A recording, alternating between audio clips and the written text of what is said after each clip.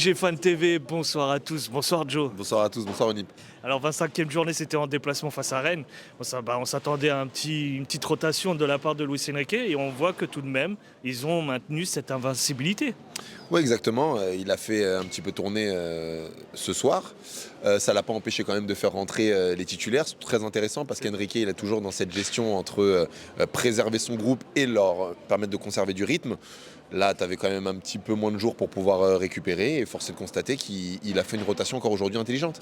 Est-ce que tu crois que dans cette rotation, il y a des joueurs qui ont voulu se mettre en avant pour pouvoir espérer jouer face à Liverpool ? Je pense que tu en as. T'as pas beaucoup de postes aujourd'hui et c'est aussi la force d'Enrique qui sont entre guillemets sur la sellette. Tu penses peut-être à Ruiz, tu peux penser à Warren, à Désiré Doué. Concrètement, c'est ces trois joueurs-là qui peuvent être concernés par une potentielle titularisation ou non.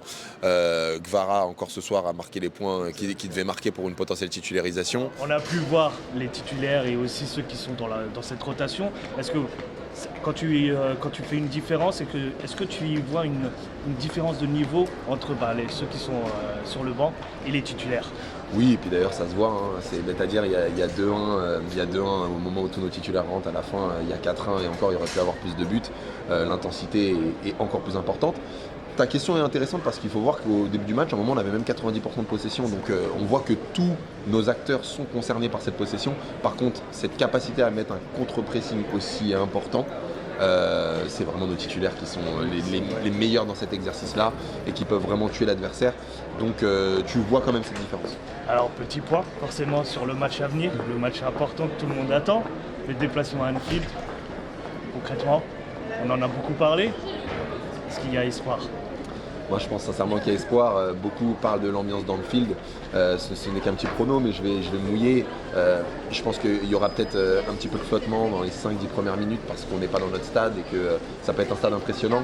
Après j'entends beaucoup de gens dire voilà, on est une équipe qui n'a pas d'expérience. Je rappelle quand même que 90% de nos joueurs connaissent la Ligue des Champions. Ils sont allés à Dortmund, ils sont allés à San Siro. Ils ont connu certes aussi la Real Sociedad, ils sont partis chercher le Barça à l'extérieur. Et on sait être aussi bruyant quand on est à l'extérieur. Donc Anfield oui, mais il va falloir compter avec nous. Et je rajouterai à ça que voilà, je pense que dans les 5-10 premières minutes, si on perd papier, toute minute gagnée où Liverpool n'arrive pas à imposer son jeu va jouer dans le sens du PSG. Et puis, n'oublions pas une chose importante qu'on n'a pas fait au match aller, on aurait dû faire, c'est mettre le maillot bleu, Jordan Wings, le maillot des buts. Apparemment, c'est officiellement ce maillot qui sera là-bas. Moi, je te dis que je suis très confiant pour qu'on se qualifie. Parce que je vois maillot porte-bonheur alors. Maillot porte-bonheur, maillot de buteur surtout. Ok, c'est noté. Merci Joe. Merci à toi.